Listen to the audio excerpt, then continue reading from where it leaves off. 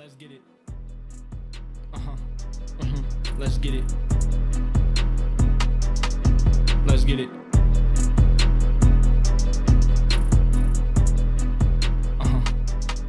Welcome back to another edition of the KSL.com Rock and Royal podcast for all those who rock the Y the right way, from the hoop court to the gridiron to the soccer pitch and everything in between.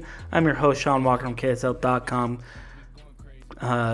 bringing you all things BYU sports. I'm back home in the great state of Utah, at least for now. It was a trip, getting back from the Big 12 tournament in Kansas City. That's a story for another day. But let's just say I'm glad to be home, even if it is for only a couple of hours, to see my own apartment, maybe do a little bit of laundry, that kind of stuff, before BYU heads off to its 33rd NCAA men's basketball tournament in program history. The Cougars will await the winner of Tuesday night's first four game between Texas and North Carolina State. So a little bit of an either or there. They will play them Thursday, March 19th. Tip-off is scheduled for 5:25 p.m. Mountain Daylight Time at the Moda Center. That's the home of the NBA's Portland Trailblazers. You get it live on TBS and KSL News Radio, where the nation's leading scorer in AJ DeBonsa, Rob Wright III, head coach Kevin Young, and the rest of the Cougars will be in action there. 23-11 on the year. The Cougars are coming off of what I think is a fantastic run in the Big 12 tournament. They went 2-1, really got a little bit of their spark, a little bit of their mojo, certainly a little bit of their confidence back with wins over Kansas State and West Virginia, to say nothing about that senior night victory against Texas Tech in the regular season finale.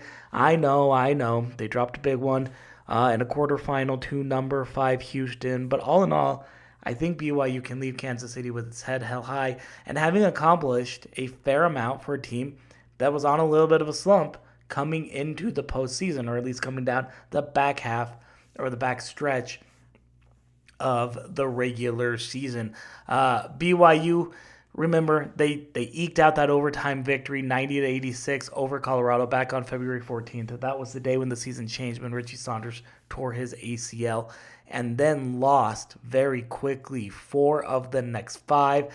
Got that big win over number 6 Iowa State, but then lost to number 4 Arizona, UCF, West Virginia, Cincinnati. Really a struggle bus on a road trip to Appalachia and the Ohio Valley, if you will.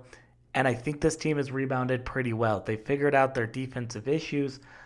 Kevin Young likes to call it a think less, do more, play harder type of defense. And I think nowhere is that more evident, quite frankly, than with 2 reserves coming off the bench, and Dominique Diomande and Hadim Boop, who were both spark plugs in that win over K-State and West Virginia, and a key part of the reason why Houston was able to hold off the Cougars, the other Cougars, BYU Cougars, 73-66 in that quarterfinal. BYU's going to need a team effort.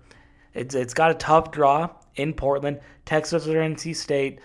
Gonzaga potentially awaits them in the second round. Zags face Kennesaw State in their opener as the number 3 seed. And they're going to be just about a 5.5-hour drive away from their Spokane campus. So Zag Nation will definitely show out in that one. So it's a tough draw. It's a difficult regional.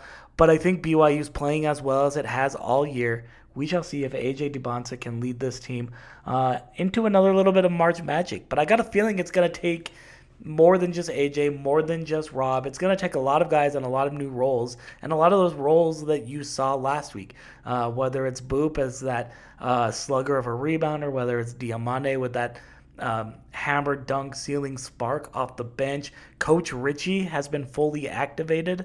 Richie Saunders, I think he's adapting to his new role very well. I mean, I think you're seeing little bits and pieces. Kennard Davis is starting to come out of his shell, busting out of his own self-described shooting slump.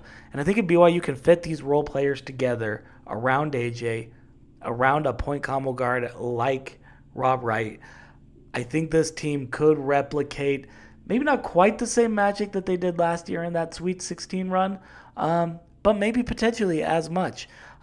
It's been a weird season. Kind of feels like 3 or 4 seasons within one, but BYU's playing as well as they have for most of the year, if not the entire season. And so we'll see where March winds up. A little bit on that note, I did talk in Kansas City with a bunch of guys.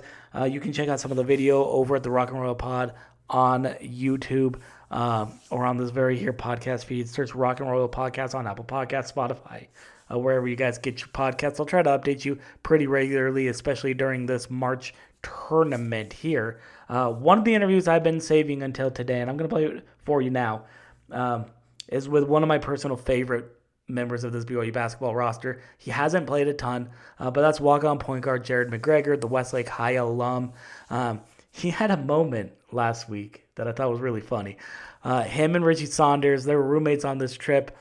They're staying in the Kansas City Marriott where the team stay, and Richie turns to J-Mac and he goes, "I got to get out." He needed to escape. He was getting a little bit stir crazy, which is interesting coming from a guy like Richie Saunders who, knee surgery, torn ACL. He's got a massive leg brace that encompasses his entire leg there. He's on crutches, can't walk on his own, but he just had to get out of the hotel.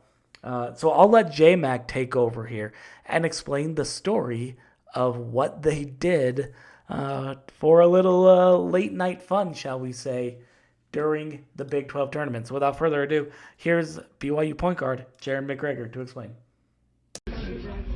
Talking about Tell me about the night you snuck old Richie Saunders out to Insomnia Cookie on a bell cart. I think. Yeah. No, it was a great time. Richie was telling me earlier in the day we're roommates for this trip. He's like, "Man, I got to get out of this hotel, like go out and do something." So, obviously he's on crutches. We didn't want to pay for an Uber.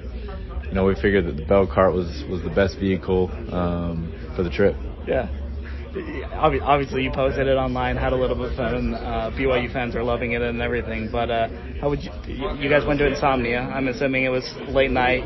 You need a little snack. How would you rate the cookies that you picked up?